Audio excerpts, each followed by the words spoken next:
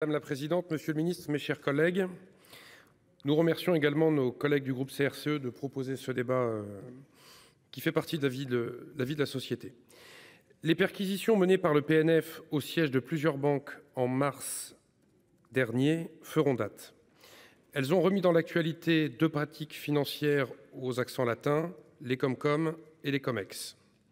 Les Comex avaient déjà fait les gros titres en 2018 lors des révélations faites par plusieurs médias internationaux, dont Le Monde.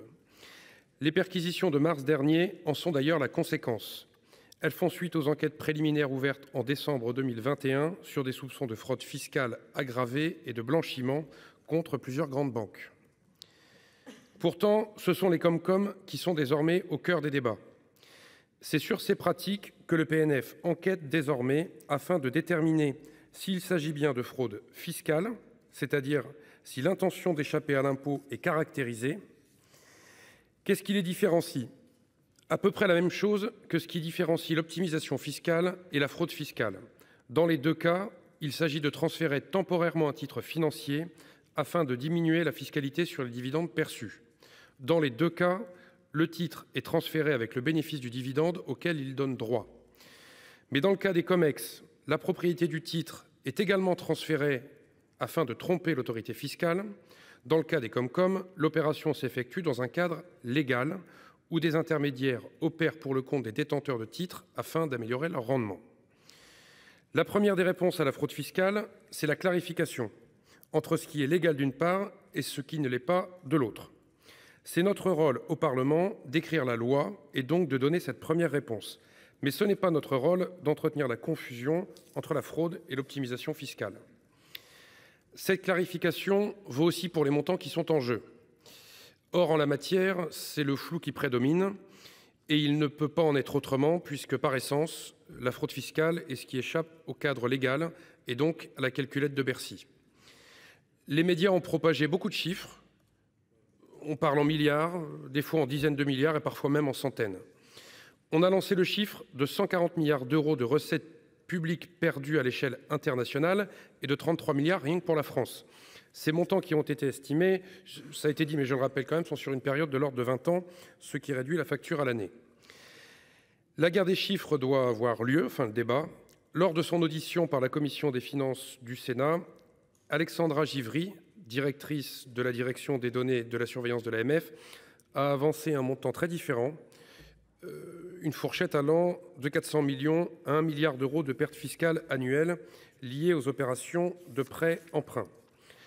Il ne s'agit pas ici, dans mon propos, de relativiser l'impact de ces pratiques, mais lorsque l'on affirme que lutter contre la fraude fiscale va permettre de résorber notre déficit public ou de financer tout le système de retraite, on va un peu vite en besogne. En tout état de cause, notre groupe soutient une clarification du cadre fiscal applicable aux dividendes. Dans le cas des Comex, je l'ai dit, il s'agit de pratiques illégales et de fraudes caractérisées. Nous sommes donc favorables à ce que l'appareil d'investigation et de sanctions soit renforcé. Si la France ne semble pas être le pays le plus exposé à ce type de fraude, il est nécessaire que nous puissions coopérer au niveau international pour enrayer ces pratiques. Pour les Comcom, le Sénat a été force de proposition, ça a été dit, dès 2018, pendant l'examen du projet de loi de finances pour 2019. Plusieurs amendements, dont un de notre groupe, ont été adoptés pour clarifier le cadre existant. Malheureusement, la proposition n'a pas été retenue à l'Assemblée nationale. Des améliorations ont toutefois été adoptées, comme la contrainte des 45 jours de détention de titres. Ça a été une avancée, c'est une avancée notable. Nous proposions aussi à l'époque d'aller encore plus loin en étendant la retenue à la source de l'impôt à tous les versements équivalents à des dividendes indirects à des non-résidents. Cette solution s'inspire directement du cadre légal applicable aux États-Unis et plus précisément du 871M de leur Code général des impôts. Elle a l'avantage de réduire drastiquement le nombre de dérives, de sécuriser le cadre légal pour les banques et de préserver l'attractivité de la place financière de Paris. J'espère que nous pourrons progresser dans ce sens. C'est ce que les Français attendent de nous. Je vous remercie. Merci, cher collègue. Monsieur le ministre.